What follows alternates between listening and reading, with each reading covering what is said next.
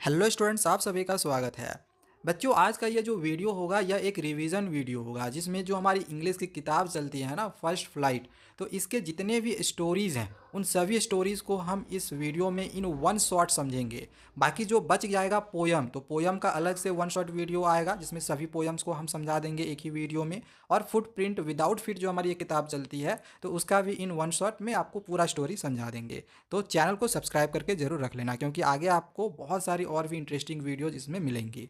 चलो चैप्टर 1 से स्टार्ट करते हैं जो कि है ए लेटर टू गॉड। तो ये जो चैप्टर है ये एक गरीब किसान लेंचो का है। लेंचो को अच्छी बरसात की उम्मीद रहती है ताकि अच्छा फसल हो सके। बरसात अच्छी होती भी है लेकिन जो बरसात है ये जल्द ही हेल स्टॉर्म में बदल जाती है, यानी कि ओले में बदल जाती है, जिससे कि उसका जो पूरा फसल है वो बर्बाद हो जाता है। लेकिन लेंचो को भगवान पे बहुत ज़्यादा विश्वास रहता है। लेंचो एक गरीब किसान रहता है तो उसने जो भी पैसे फसल में लगाए थे तो भगवान से वो उन पैसों की डिमांड करता है। इसके लिए लेंचो क्या करता है, भगवान को पत्र लिखता है। और पत्र में क्या करता है, उस पत्र में वो 100 पैसों की मांग रखता है क्योंकि उसके जो भी फसल बर्बाद हुए थे तो उस फसल में उसके 100 पैसों लगे थे। इस वजह से 100 पैसों की वो डिमांड रखता है। अब जो वो पत्र है वो पोस्ट मास्टर लोग देखता है और पोस्ट मास्टर में ये पोस्ट ऑफिस में जो इम्प्लॉइज़ था वो देखता है तो वो लोग हंसने लगता है क्योंकि लेंचो जो था वो भगवान को पत्र लिखा हुआ था। और ये चीज़ जो है ना लेंचो देख भी लेता है कि पोस्ट मास्टर लोग हंस रहा है, ठीक है। हालांकि बाद में जो एक पोस्ट मास्टर था वो कहता है कि हमें लेंचो की मदद करनी चाहिए क्योंकि लेंचो को भगवान पे अटूट विश्वास है, तो क्यों नहीं हम उसकी मदद करें। तो वो लोग उसकी हेल्प करता है। किस तरह से हेल्प करता है, तो जैसे उन्हीं पोस्ट मास्टर में से जो एक पोस्ट मास्टर था वो सभी इम्प्लॉयज़ को कहता है कि हमें उनकी मदद करनी चाहिए, ठीक है। तो इस वजह से जो पोस्ट मास्टर था वो सभी इम्प्लॉयज़ के साथ मिल के करीब 70 पैसों कलेक्ट कर पाता है, ठीक है। देखो लेंचो ने मांग की थी 100 पैसों की, बट ये कलेक्ट कर पाया 70 पैसों। और यही जो 70 पैसों था वो पोस्ट मास्टर इन्वेलप में डाल के लेंचो तक पहुंचा देता है, ठीक है। लेकिन ये जब वो 70 पैसों को देखता है तो वो खुश नहीं होता है, वो गुस्सा हो जाता है। गुस्सा क्यों होता है, क्योंकि उसने तो 100 पैसों की मांग की थी और लेंचो को तो पूरा विश्वास था भगवान पे कि मेरे 100 पैसों भगवान वापस कर देगा, ठीक है। तो लेंचो 70 पैसों को देख के बहुत ज़्यादा गुस्सा हो जाता है और उसको ये लगने लगता है कि बाकी का जो 30 पैसा है ना वो पोस्ट मास्टर लोग चुरा लिया होगा, ठीक है। तो इस वजह से जो लेंचो था वो पोस्ट ऑफिस के जो भी इम्प्लॉयज़ थे उन इम्प्लॉयज़ को बंच ऑफ क्रूक्स कहता है, यानी कि बदमाशों का झुंड कहता है, ठीक है। क्योंकि उनको लगता है कि पैसे इन्हीं लोगों ने चुरा लिए हैं। तो इस वजह से लेंचो एक बार दोबारा से भगवान को पत्र लिखता है जिसमें जो भी पैसे उसके बच गए थे, जिसको नहीं मिले थे, यानी 30 पैसों और उसके नहीं मिले थे ना, 70 मिले थे, तो बाकी के 30 पैसों की उसमें और मांग करता है। और उसमें यह भी लिखता है कि इस बार पैसे भगवान आके खुद उसे दे। तो ये इस तरह से आपका जो ये पूरा चैप्टर है, ये स्टोरी है, वो कंप्लीट हो जाता है। चलो आगे अब हम दूसरे चैप्टर को समझते हैं। अब आगे चैप्टर 2 है Nelson Mandela long walk to freedom. तो ये एक ऑटोबायोग्राफी है नेल्सन मंडेला का। जब ये पहले ब्लैक प्रेसिडेंट बने थे तो इनका जो इनाग्रेशन सेरेमनी हुआ था, तो इस इनाग्रेशन सेरेमनी में उन्होंने अपने स्पीच में क्या क्या कहा, क्या क्या घटनाएं हुई, क्या क्या हुआ इस इनाग्रेशन सेरेमनी में, तो वो सब चीज़ों को इस चैप्टर में दिया गया है। तो जैसे ये 10 मई का दिन था, इस दिन इनकी इनाग्रेशन सेरेमनी हुई थी। इस दिन साउथ अफ्रीका में आज़ादी का दिन था। बहुत ज़्यादा भीड़ जमा हुआ था जिसमें बहुत सारे इंटरनेशनल लीडर्स आए हुए थे, डिजिटरीज लोग आए हुए थे। अच्छा, ये जो इनाग्रेशन सेरेमनी हुई ये कहाँ पर आयोजित की गई, तो यूनियन बिल्डिंग में जो कि प्रिटोरिया में था। इस दिन पहली नॉन रेशियल गवर्नमेंट ने जो था वो अपना स्थान लिया था। पहली नॉन रेशियल गवर्नमेंट बनी थी, यानी कि कालों की गवर्नमेंट बनी थी। आगे यहाँ पे दिया गया है कि नेल्सन मंडेला ने अपनी स्पीच में जस्टिस के बारे में अपने स्पीच में कहा, पीस के बारे में कहा और ह्यूमन डिग्निटी के बारे में कहा, यानी कि न्याय, शांति और मानव गरिमा के जीत पर भाषण दिया। नेक्स्ट आगे यहाँ पे दिया गया है कि नेल्सन मंडेला ने अपने लोगों को गरीबी, पीड़ा और भेदभाव से मुक्त करने का भी संकल्प लिया। इसके बाद आगे फिर यहाँ दिया है कि सेना की वफादारी को दिखाने के लिए जेट और हेलीकॉप्टरों द्वारा रंगारंग कार्यक्रम आयोजित किया गया। इसके बाद यहाँ पे दिया गया है कि 2 नेशनल एंथम भी गाए गए। पहला जो नेशनल एंथम गाया गया वो वाइट्स लोगों के द्वारा गाया गया, यानी गोरो लोगों के द्वारा गाया गया। ये जो पहला नेशनल एंथम था वो था निकोसी सिकेलल। और दूसरा जो नेशनल एंथम था वो डाइस्टिम था जो कि कालों की तरफ से गाया गया था, यानी कि ब्लैक्स की तरफ से। आगे फिर यहाँ पे दिया गया है कि एक नई सिस्टम भी लाई गई। इस सिस्टम से सभी लोगों के अधिकारों और स्वतंत्रता को मान्यता दी गई। फिर आगे है कि मंडेला ने जितने भी लोगों ने आज़ादी के लिए बलिदान दिए तो उनको याद किया और उनको थैंक यू भी कहा। जैसे उन्होंने कुछ फ्रीडम फाइटर्स को सैल्यूट किया, जैसे ओलिवर टैम्बू, वाल्टर सिसुलू, चीफ लिथुली और यूसुफ दद्दू। आगे फिर मंडेला ने अपने स्पीच में कंट्री के बारे में कहा कि कोई भी कंट्री अमीर खनिजों से नहीं होती, यानी मिनरल से नहीं होती है, वो अमीर होती है लोगों से।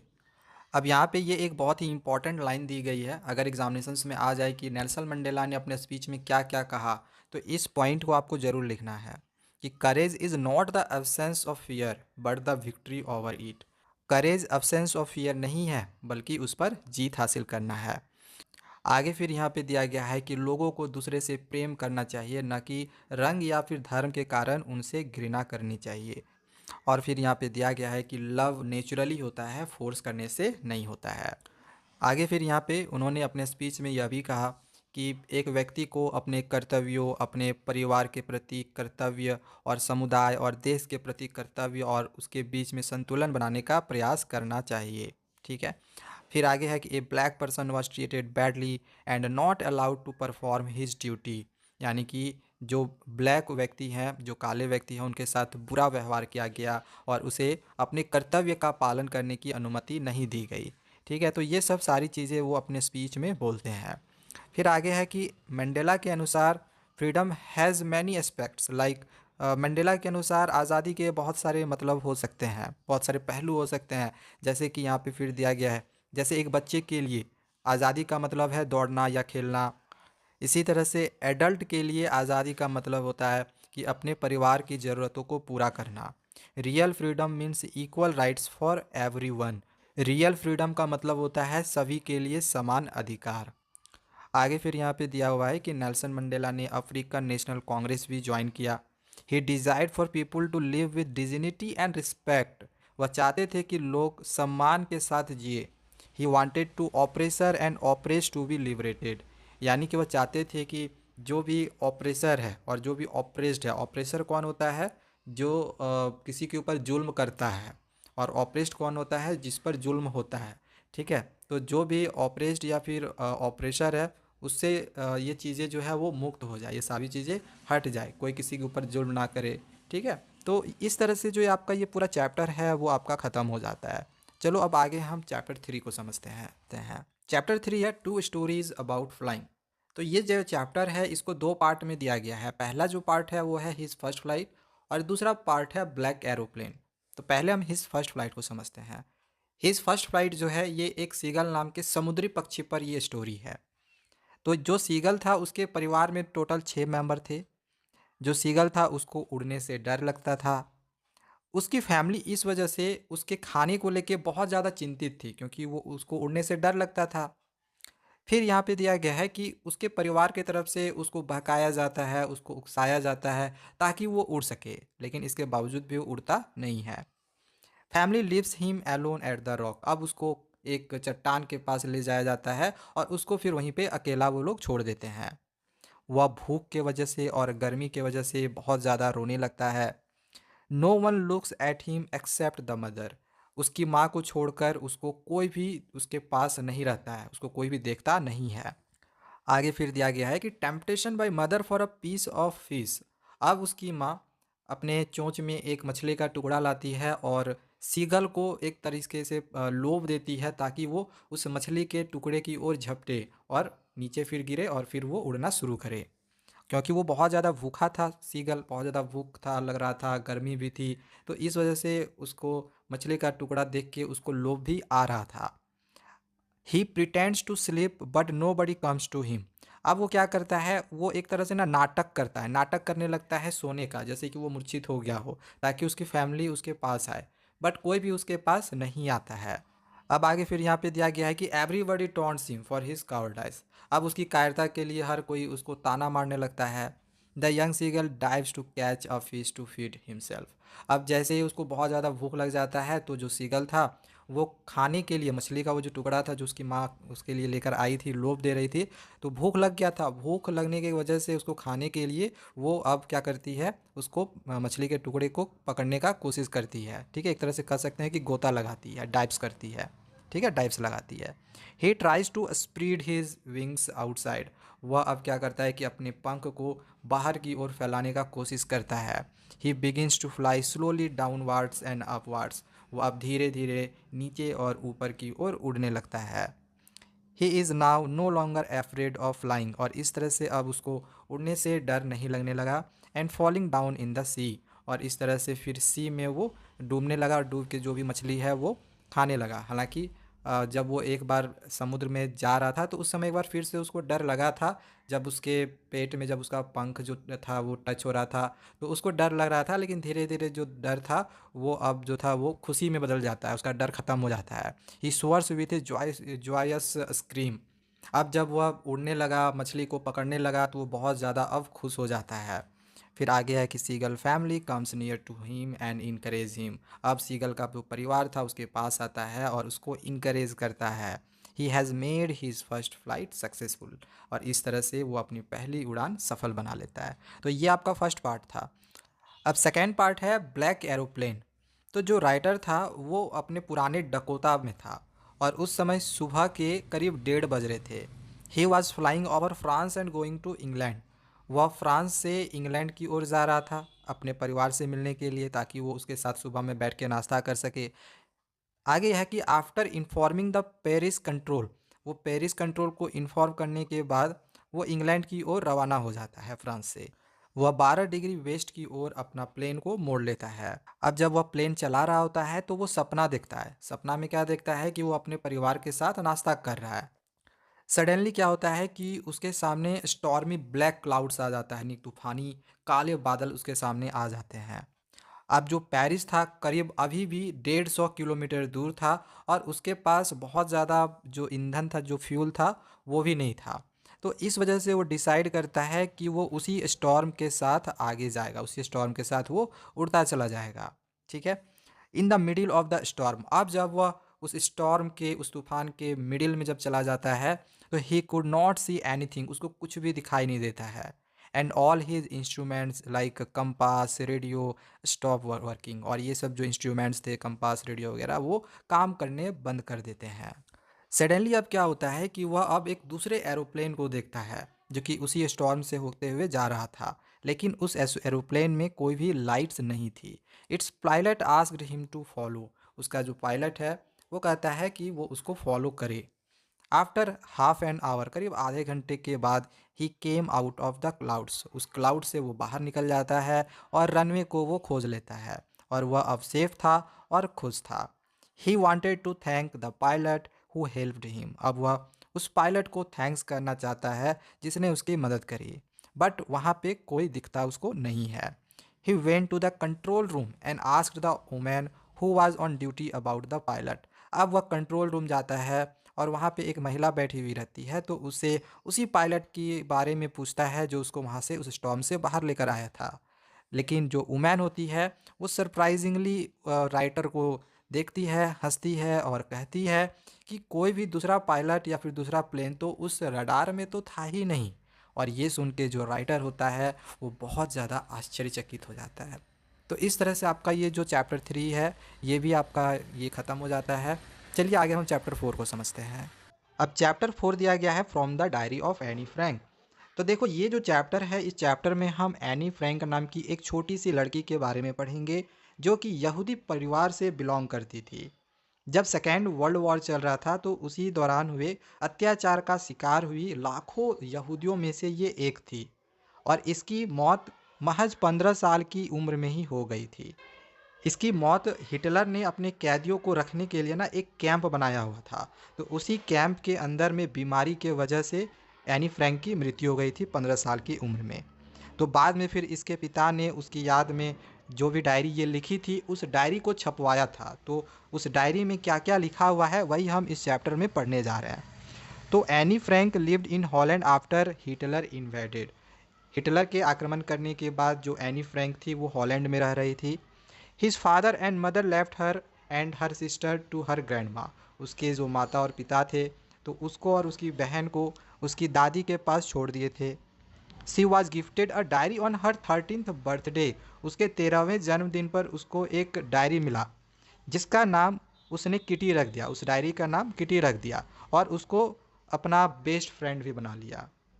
सी wrote every problem and happening in her diary. जो भी प्रॉब्लम्स होता था या फिर जो कुछ भी घटना घटता था उसके साथ तो उसको वो अपने डायरी में लिखा करती थी। और हाँ, वो ना अपने ग्रैंड माँ से, अपनी दादी से बहुत ज़्यादा क्लोज थी। तो जब उसकी मृत्यु हो जाती है उसकी दादी माँ की, तो वो काफ़ी ज़्यादा खुद को अकेला फील करती है। अब आगे फिर यहाँ पे और दिया गया है कि एनी फ्रैंक ने अपनी डायरी में और क्या क्या लिखा। तो ये अपनी स्कूल का किसी घटना के बारे में यहाँ पे बताती है। जैसे बहुत सारे बॉयज़ या फिर गर्ल्स स्कूल में पढ़ते हैं तो उसमें से बहुत सारे लोग कहते थे कि जो एनी फ्रैंक है उसके जो भी मित्र हुआ करते थे उसको बोलते थे कि एनी फ्रैंक का रिजल्ट अच्छा नहीं होगा, इस तरह का बात बोला करते थे। बट एनी फ्रैंक को अपने रिजल्ट को लेके काफ़ी ज़्यादा कॉन्फिडेंस था, उसको डर नहीं था कि उसका रिजल्ट ख़राब आएगा। लेकिन हाँ, उसको एक सब्जेक्ट में डर था, मैथमेटिक्स में। मैथ्स में उसको काफ़ी ज़्यादा डर लगता था। वही चीज़ फिर यहाँ पे आगे दिया गया है कि she was lovable of every teacher except mister K Singh who taught maths. वो सभी टीचर से उसको प्यार मिलता, सभी टीचर की वो प्यारी थी, लेकिन मिस्टर के सिंह को छोड़ के जो कि वो मैथ्स का एक टीचर था। और बस यही रीज़न था कि वो मैथ्स से उसको डर लगता था कि वो पास कर पाएगी या फिर नहीं कर पाएगी, उसका मैथ्स का मार्क्स कैसा आएगा। फिर आगे दिया हुआ है कि बात करने की वजह से जो मिस्टर केसिंग थे वो एक्स्ट्रा होमवर्क दिया करते थे एनी फ्रैंक को। एनी फ्रैंक को एक्स्ट्रा होमवर्क दिया करते थे। इस होमवर्क में वो ऐसे दिया करते थे लिखने के लिए। जैसे पहला जो ऐसे उसके लिखने के लिए दिया गया था, जो टॉपिक था ऐसे लिखने के लिए, वो था चैटर बॉक्स। ठीक है, पहला जो टॉपिक था ऐसे लिखने के लिए दिया था वो था चैटर बॉक्स। अब इस चैटर बॉक्स का जब ऐसे लिखने के लिए दिया तो एनी फ्रैंक भी होशियार थी, उसने 3 पेजेस का ऐसे लिख के दे दिया जिसमें उन्होंने ये चीज़ लिखा था कि विद्यार्थियों का बात करना उसका स्वभाव है। और उसने उस ऐसे में ये भी लिखा था कि शायद वो इसलिए भी बहुत ज़्यादा बात करती है क्योंकि ये स्वभाव उसको उसकी माँ से मिला है, क्योंकि उसकी माँ भी इसी तरह से टॉकेटिव नेचर की थी, वो भी बातूनी थी। ये था पहला था जो कि था चैटर बॉक्स। इसके बाद मिस्टर केसिंग ने दूसरा ऐसे लिखने के लिए दिया जो कि एक तरह से वो भी पनिशमेंट ही था, जो कि एक्स्ट्रा होमवर्क दे के वो देते थे। और ये जो टॉपिक था लिखने के लिए जो ऐसे दिए थे वो था इनकॉरिजिबल इनकॉरिजिबल चैटर बॉक्स पे। इनकॉरिजिबल चैटर बॉक्स का मतलब होता है जिसको कभी ठीक नहीं किया जा सके। ठीक है, तो इस ऐसे पर भी, ये भी जो ऐसे है वो एनी फ्रैंक ने लिख कर दे दिया। अब इस ऐसे पर मिस्टर केसिंग ने एक जोक बनाया और पूरे क्लास को सुना दिया। और इस जोक पर जो एनी फ्रैंक थी उसने एक कविता लिखी अपनी फ्रेंड का सहायता लेके। और वो जो कविता लिखी वो कविता थी क्वैक क्वैक क्वैक। इस कविता में उसने ये लिखा था कि एक पिता ने किस तरह से अपने शोरगुल स्वभाव वाले अपने तीनों बच्चे को मार दिया था। तो जब इस तरह का कविता मिस्टर केसिंग पढ़ता है, पूरे क्लास को सुनाता है, तो अब वो फिर से दोबारा होमवर्क जिस तरह से दे रहा था, एक्स्ट्रा होमवर्क पनिशमेंट दे रहा था, तो वो अब पनिशमेंट नहीं देने लगा और उसको अलाउ कर दिया कि वो बात कर सकता है। और वही चीज़ है, जो एक्स्ट्रा होमवर्क वो दे रहा था उसको उससे आज़ाद कर दिया। तो इस तरह से ये आपका जो पूरा चैप्टर ख़त्म हो जाता है। अब आगे इसके बाद जो आपको चैप्टर 5 और चैप्टर 6 दिया गया है, द 100 रेसेस पार्ट 1 पार्ट 2 है, वो आपको नहीं पढ़ना है। 2023 बोर्ड एग्जामिनेशन में वो नहीं आएगा। डायरेक्ट आपको चैप्टर 7 पढ़ना है। चलो चैप्टर 7 पढ़ते हैं। तो चैप्टर 7 है अब ग्लिम्सेस ऑफ इंडिया। तो यहाँ पे 3 पार्ट में ये चैप्टर है। पहला पार्ट है ए बेकर फ्रॉम गोवा। तो चलो इसके स्टोरी को यहाँ पे हम समझते हैं पहले। तो यहाँ पे फर्स्ट पॉइंट दिया गया है the Portuguese in Goa were lovers of bread. जो गोवा के पोर्टुगीज लोग थे वो ब्रेड के लवर्स हुआ करते थे। Those eaters of bread have now gone but it's makers still exist. जो ब्रेड खाने वाले लोग थे वो तो चले गए, लेकिन अब भी बनाने वाले लोग वहाँ पर मिलते हैं। During the childhood days of the narrator a baker used to be their friend companion and guide. यानी जब नरेटर छोटे थे, यानी कि चाइल्डहुड के समय में जब बच्चे थे, तो उस समय जो बेकर था वो उनका एक फ्रेंड हुआ करता था। ठीक है, आगे है the baker came twice a day. जो बेकर था वो दिन में 2 बार आता था, सुबह भी आता था और फिर again while returning home after finishing he selling. और बेच के जब फिर दोबारा से वो वापस जाता था तो फिर दोबारा आता था, तो 2 बार वो आता था। ठीक है, आगे फिर यहाँ पे दिया गया है कि जब भी बेकर आता था तो बेकर के पास एक बांस का झुनझुना होता था। तो उसका झंकार को सुनकर बच्चे अगर सोए भी हुए रहते थे तो फिर भी ब्रेड को लेने के लिए वो आ जाते थे। जैसे आज के समय में भी हम लोग ऐसा देखते हैं कि कभी भी ऐसा कुछ भी कोई बेचने वाला आता है तो अपने साथ घंटी लेके आता है या फिर कुछ भी बजाने वाला लेकर आता है ना, तो इसी तरह से उसके पास भी एक बांस का झुनझुना था। आगे फिर यहाँ पे दिया गया है कि जो ब्रेड है वो ब्रेड घर के सर्वेंट्स द्वारा घरों में पहुंचाई जाती थी। The children would peep into the baker's basket for the bread bangles.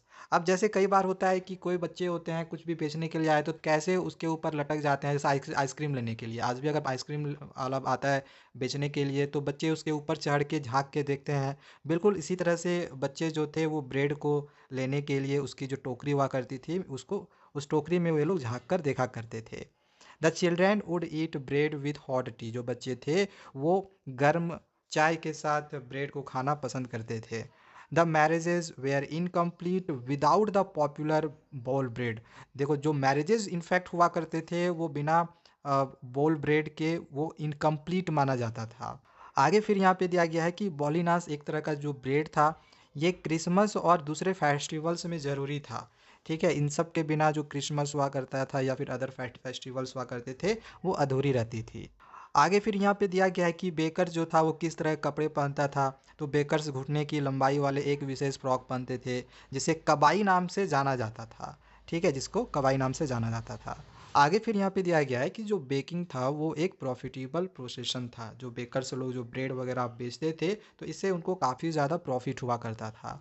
और इसका देखो यहाँ पे सबूत भी दिया गया है। थोड़ा सा यहाँ पे हंसने वाली भी बात है क्योंकि इसमें दिया गया है कि जो बेकर्स लोग हुआ करते थे वो थोड़े से मोटे टाइप के होते थे, जिससे कि ये पता चलता है कि वे लोग को काफ़ी ज़्यादा प्रॉफिट हुआ करता था ना, इस वजह से वो लोग खा पी के मोटे हो जाते थे। ठीक है, एंड लास्ट यहाँ पे दिया गया है कि the bakers collected their bills at the end of the month. यानी कि जो बेकर्स लोग थे वो महीने के अंत में बिल जमा करते थे। तो इस तरह से ये आपका पार्ट वन यहाँ पे ख़त्म होता है। पार्ट टू है कुर्ग। तो कुर्ग और कॉडगी इसको दो नाम से हम जानते हैं। ठीक है, कुर्ग बोलो या फिर कॉडेगू बोलो। The smallest district of Karnataka is a heavenly place. ये कर्नाटका का एक छोटा सा डिस्ट्रिक्ट है। ठीक है, और एक हेवनली प्लेस है। The best season to visit it is from September to March. यहाँ जाने का जो सबसे अच्छा सीज़न बताया गया है वो है September to March. The people living there are probably the descendants of Arabs और ग्रीक्स। मतलब यहाँ पे ये चीज़ दिया गया है कि यहाँ पे जो रहने वाले लोग हैं वो अरब या फिर यूनानियों के वंशज हैं। Their culture is apparent in their marital traditions, marriages and religious rights. उनकी संस्कृति, उनकी मार्शल परंपराओं, विवाहों या फिर धार्मिक संस्कारों से ये स्पष्ट पता चलता है कि वो अरब्स या फिर ग्रीक्स के जो भी वंशज हैं वो हैं। ठीक है, आगे फिर यहाँ पे दिया गया है कि the Kodavas wear a long black embroidered coat called kupya. यहाँ पे दिया गया है कि जो कोडावस लोग थे वे लंबे काले और एम्ब्रॉयडर्ड टाइप के कोट पहनते थे जिसको हम कुपिया कहते हैं। ठीक है, सिक्स नंबर है कि the Coorg regiment is one of the most decorated regiments in the Indian army. जो कुर्ज रेजिमेंट है वो इंडियन आर्मी में सबसे अधिक सुशोभित रेजिमेंट में से एक है। आगे फिर यहाँ पे दिया गया है कि जो कुदावस लोग थे ये इकलौते लोग थे जिसे इंडिया में फायर आर्म्स के साथ परमिट किया जाता था बिना किसी लाइसेंस के। ठीक है, अगर उनके पास लाइसेंस नहीं है इसके बावजूद भी उनको फायर आर्म्स को ले जाने की अनुमति थी। ठीक है, कुदावस लोग को। आगे फिर यहाँ पे दिया गया है कि जो कावेरी नदी है वो कुर्ग की पहाड़ियों और जंगलों से शुरू होती है।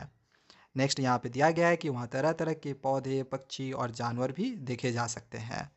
नेक्स्ट यहाँ पे 10th नंबर में फिर दिया गया है कि यह स्थान पर्यटकों के लिए कई साहसिक खेल भी प्रस्तुत करता है। एंड लास्ट फिर यहाँ पे दिया गया है कि जो तिब्बतियंस मॉन्क्स थे तो उनको भी सरप्राइजिंगली वहाँ पर देखा जा सकता है। ठीक है, तो ये आप लोग का पार्ट टू था। इसके बाद जो पार्ट थ्री है वो है टी फ्रॉम असम। तो इसमें दिया गया है कि जो प्रांजल और राजवीर था वो ट्रेन से असम जा रहे थे। सेकंड है कि राजवीर ट्रेन के बाहर का खूबसूरत नज़ारा देखने में व्यस्त था। थर्ड यहाँ पे है जहाँ तक भी नज़र जा रही थी वो देख पा रहा था कि हर जगह सिर्फ हरा ही हरा था। इसके बाद यहाँ पे फोर्थ नंबर में दिया गया है कि जो सॉफ्ट ग्रीन पैडी बुशेस हुआ करते थे तो उसके जगह पे टी बुशेस आ गई हैं। नेक्स्ट 5 नंबर में दिया गया है कि Assam has the largest concentration of T plantations in the world, यानी असम में दुनिया में सबसे ज़्यादा चाय के बागान हैं। नेक्स्ट आगे the Chinese are said to have discovered tea. कहा जाता है कि चीनियों ने ही चाय की खोज की, और ये हम लोग हिस्ट्री में भी पढ़ चुके हैं। There is also an Indian legend saying that Bodhidharma discovered T. ऐसा भी माना जाता है, जो इंडियन लेजेंड है उनका कहना है कि जो बौद्धि धर्म है उन्होंने चाय की खोज की है। From China tea came to the European countries and then to Asian countries, यानी चाइना से जो टी है वो यूरोपियन कंट्रीज़ में आया, देन फिर ये एशियन कंट्रीज़ में आया।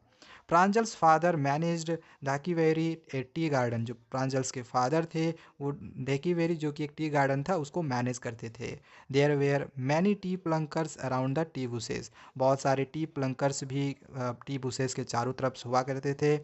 The best tea is obtained between May to July. और यहाँ पे टी के लिए एक अच्छा सीजन दे दिया गया है कि इस समय टी जो है वो अच्छा होता है, ऑप्टेन करने का ये सबसे बेस्ट सीजन है। तो इस तरह से आपका ये चैप्टर भी कंप्लीट हुआ। चलिए नेक्स्ट चैप्टर नंबर 8 को अब हम समझते हैं। अब चैप्टर 8 दिया गया है मिसबिल द ऑटर। जैसे नाम से ही पता चल रहा है कि इसमें हमें ऑटर जो कि उसका नाम मिसबिल रखा गया था, तो इसके बारे में हमें पढ़ना है। इसके जो ऑथर है मैक्सवेल, तो उसके पास पहले से एक पालतू जानवर था जो कि कुत्ता था, लेकिन वो मर गया था। तो यहाँ पे लिखा गया है कि इन द बिगिनिंग ऑफ 1956 के शुरुआत में जो ऑथर था वो इराक में था। तो एक दिन जब वो बसरा के रास्ते से मतलब जा रहा था, तो उसको उसका एक दोस्त मिला। तो जो ऑथर था यानी मैक्सवेल, वो कहता है कि उसे एक पालतू जानवर चाहिए, लेकिन इस बार उसे कुत्ता नहीं चाहिए, कोई दूसरा पालतू जानवर चाहिए, यानी कि ऑटर चाहिए। ए फ्यू डेज लेटर, कुछ दिनों के बाद, the author got an otter from his friend. तो उसका जो फ्रेंड है ऑटर ला के ऑथर को देता है। Two Arabs brought it from him in a sack. दो जो अरब्स थे तो वे लोग इस ऑटर को एक बोरे में भर के लाए थे। आगे यहाँ पे दिया गया है कि the author stayed in Basra for a few days. जो ऑथर था उसको बसरा में कुछ दिन रहना था, तो कुछ दिन रहा। Very soon the otter became very friendly with the author. Author के साथ जो वो ऑटर था वो काफ़ी ज़्यादा फ्रेंडली हो गया। It loved to play with water all the time. जो ऑटर था उसको पानी के साथ खेलना बहुत हर बार बहुत ज़्यादा पसंद था। It played with a rubber ball also. साथ ही साथ वो रबर बॉल के साथ भी खेला करता था।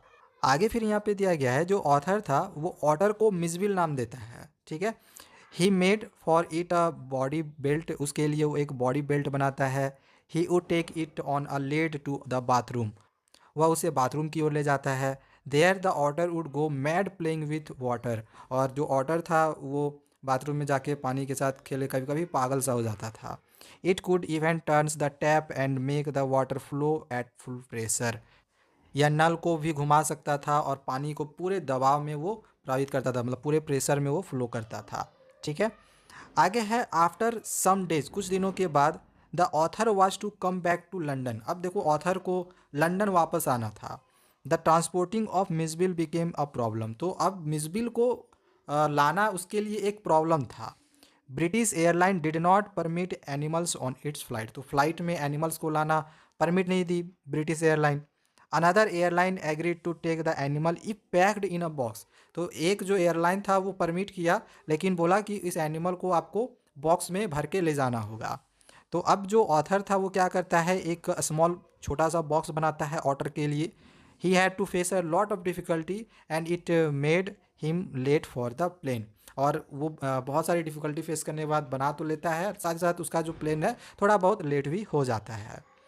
वाइल इन द प्लेन, अब जब ऑटर को उस बॉक्स में भर के ले आता है वो, तो प्लेन में क्या होता है, the otter escaped from the box. जिस बॉक्स में वो भर के लाता है ना, तो वहाँ से वो बाहर निकल जाता है।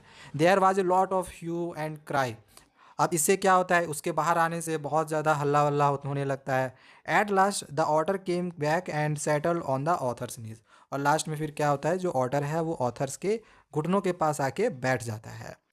आफ्टर एन इवेंटफुल जर्नी, इस इवेंटफुल जर्नी के बाद, the author and his otter at last reached London where he lived in a flat. इसके बाद फिर जो ऑथर है वो अपने ऑटर के साथ लंदन आ जाता है, जहाँ पर वो एक फ्लैट में रहता था।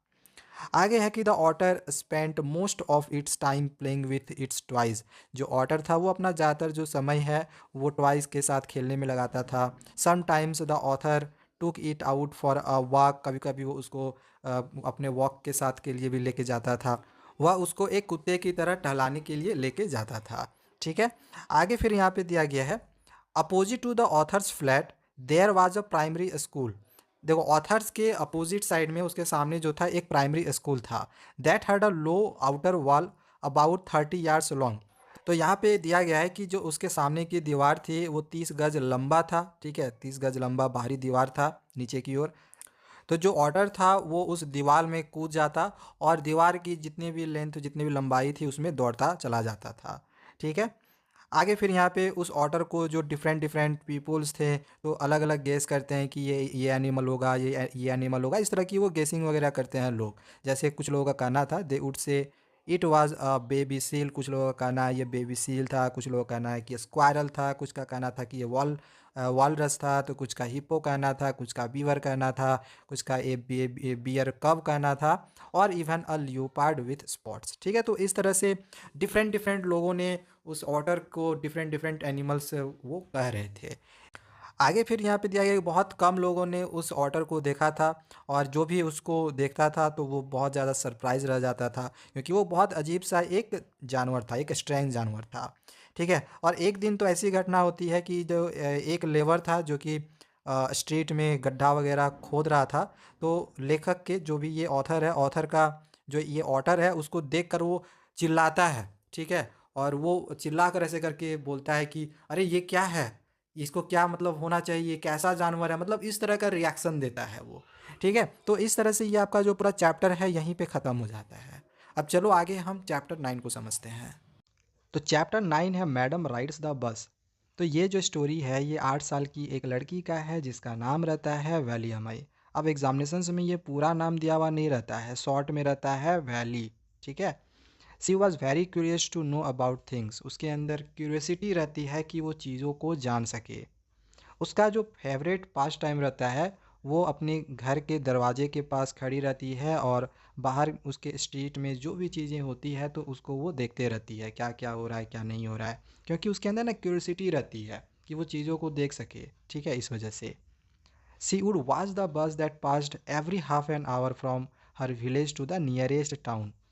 उसके घर के पास से ही प्रत्येक आधे घंटे में एक बस पार होती है। ठीक है। तो वो जो बस है वो उसके विलेज से नियरेस्ट टाउन में जाती है, तो उस बस को वो देखती रहती है। ठीक है, कि उसके घर के पास से प्रत्येक आधे घंटे में बस पार हो रही है। She developed a desire to ride the bus. उसके अंदर इच्छा पैदा होती है, डिज़ायर पैदा होता है कि वो उस बस में राइड करे। ठीक है, ये उसका डीपेस्ट डिज़ायर बन जाता है। Valley found out the details of the bus journey by listening carefully to the conversation between the neighbors and regular bus users. अब क्या करती है, अब देखो बस में वो चढ़ना चाहती है, राइड करना चाहती है, तो राइड करने के लिए सबसे पहले जो वैली होती है वो बस की जर्नी के बारे में डिटेल पता करती है। तो इसके लिए जो भी कन्वर्सेशन होता है उसके आसपास के लोगों का, और जो भी बस के यूजर्स, रेगुलर जो बस के यूजर्स थे जो लगा मतलब हमेशा उस बस से आते जाते थे, तो जो भी बात क्या करते थे ना तो उसको वो बड़ा ध्यान से सुनती है। ठीक है, डिटेल्स लेती है कि बस कहाँ जा रहा है, कितना देर रुक रहा है, कितनी दूर है। ठीक है, इस तरह से। तो she came to know that the town was just 6 miles from her village. अब देखो वो जान जाती है कि जो टाउन है वो उसके घर से करीब 6 माइल्स दूर पर है। एंड द फेयर वाज 30 पैसे वन वे। यानी कि जो विलेज जिस जहाँ पे उसका विलेज था उस विलेज से टाउन तक अगर जाती है तो उसका जो प्राइस है वो 30 पैसे है। ठीक है, जाने का, फिर आने का वो अलग है, जाने का 30 पैसा है। That trip took 45 minutes. और जो जो भी ट्रिप था मतलब आने जाने का जो समय था वो करीब 45 मिनट का था। ओके। आगे है Valli planned her visit to the town. अब वैल्यू प्लान करती है कि वो टाउन का विजिट करेगी। सी सेव्ड 60 पैसे फॉर द फेयर। अब देखो वो क्या करती है, 60 पैसे बचाती है ताकि वो बस में राइड कर सके, क्योंकि जाने का 30 पैसा, आने का 30 पैसा, तो टोटल 60 पैसा चाहिए। ठीक है, तो 60 पैसा वो सेव करती है।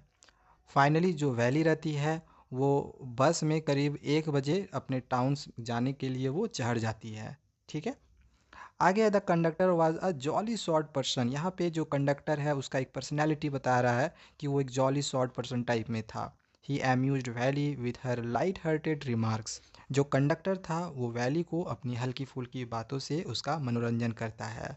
He calls her madam by way of joke. और उसको एक मजाक से मैडम कह के पुकारता है। Valli was very happy to have got into the bus. अब वैली बस पर चढ़ के बहुत ज़्यादा वो खुशी का अनुभव करती है।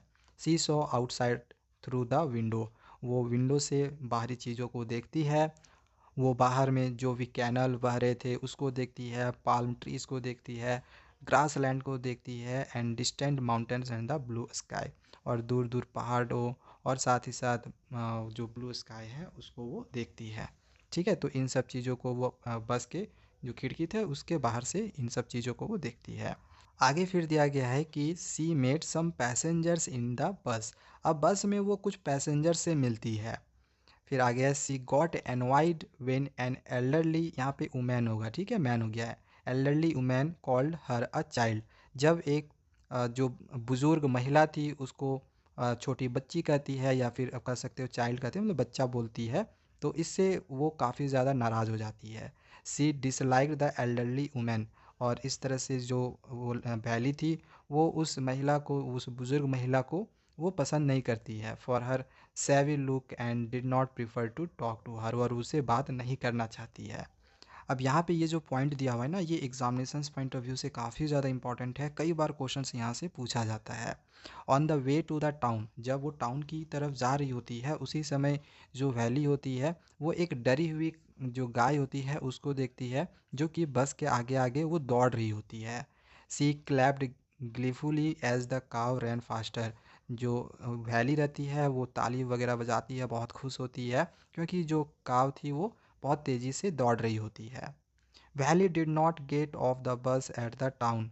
अब वैली जो होती है वो बस से नहीं उतरती है। She did not want to go to the stall and have a drink because she had no money.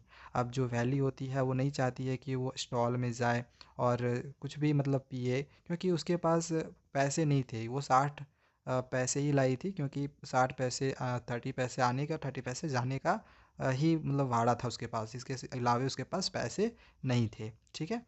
C also declined the offer of a cold drink by the conductor. अब देखो जो conductor है वो उसको cold drink पिलाना चाह रहा था, देना चाह रहा था, बट जो वैली रहती है वो उसके ऑफ़र को डिक्लाइन कर देती है, यानी कि नहीं मानती है, वो कोल्ड ड्रिंक नहीं पीती है। It tells you that she is self respecting girl. अब इससे एक चीज़ का पता चलता है कि वो क्या है, एक सेल्फ रिस्पेक्टिंग गर्ल है। And can overcome temptation. यानी वैली एक ऐसी लड़की थी कि अगर उसको कोई लालच दे तो वो उस लालच में नहीं पड़ेगी, ठीक है, फंसेगी नहीं।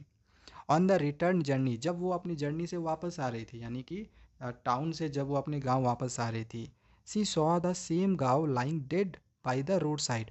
वो देखती है कि वही गाय जो कि आगे आगे दौड़ रही थी, उसको देख के जो वैली थी वो ताली बजा रही थी, तो वो रोड साइड में वो मरी पड़ी है। इसको देख के ना वो बहुत ज़्यादा दुखी हो जाती है।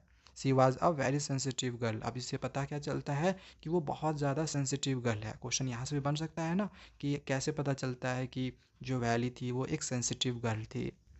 आगे फिर यहाँ पे दिया गया है कि the bus reached the village eight 3:40। करीब 3:40 में जो बस है वो वैली के गांव पहुंच जाता है। She got down the bus and reached her home. वो बस से उतरती है और अपने घर चली जाती है। Her mother did not come to know about her journey. अब उसकी माँ को उसके यात्रा के बारे में पता तक भी नहीं चलता है। और इस तरह से जो आपका ये स्टोरी है यहाँ पे ख़त्म हो जाता है। चलो आगे का और जो चैप्टर बचा हुआ है उनके चैप्टर के स्टोरी को समझते हैं। अब चैप्टर 10 है द सरमन एट बनारस। तो ये जो चैप्टर है इस चैप्टर में हम बेसिकली गौतम बुद्ध के लाइफ के बारे में पढ़ेंगे। इनका जन्म एक रॉयल फैमिली में हुआ था, यानी कि एक राजघराने में हुआ था, सिद्धार्थ के रूप में। जब ये एक बार किसी फ्यूनरल को जाते हुए देखे, यानी कि एक मुर्दे को जब ये जाते हुए देखे, तो इससे वो बहुत ज़्यादा प्रभावित हुए थे इस चीज़ को देखकर। और उसी समय उन्होंने ये डिसाइड किया कि वो मॉन्क बनेंगे, यानी कि साधु बनेंगे, and started moving in search of enlightenment. और उसी समय उन्होंने ये फैसला लिया कि वो आगे बढ़ेंगे ज्ञान की तलाश में। He started meditation under a people tree. उन्होंने एक पीपल के पेड़ के नीचे ध्यान का लगाना शुरू कर दिया। And after 7 days he got enlightenment, और करीब 7 दिनों के बाद उनको ज्ञान प्राप्त हो जाता है। He became known as the Buddha, और इस तरह से वो बुद्ध के रूप में जाना जाने लगते हैं। ठीक है। He preached the his sermon at Banaras, उन्होंने बनारस में अपना पहला उपदेश दिया। ठीक है। आगे है, once a woman came to him requesting to bring her dead son to life. देखो, एक बार उसके सामने एक महिला आती है और उससे रिक्वेस्ट करती है कि उसके सामने जो भी उसका बेटा मरा हुआ है उसको जिंदा कर दे। अब गौतम बुद्ध उस महिला से कहता है कि मुट्ठी भर मस्टर्ड सीड्स लेके आओ। लेकिन ये जो मस्टर्ड सीड है यानी कि सरसों का बीज है, ये उस घर से लेके आना जिस घर में आज तक कभी कोई मरा नहीं हो, कभी कोई डेथ ना हुआ हो।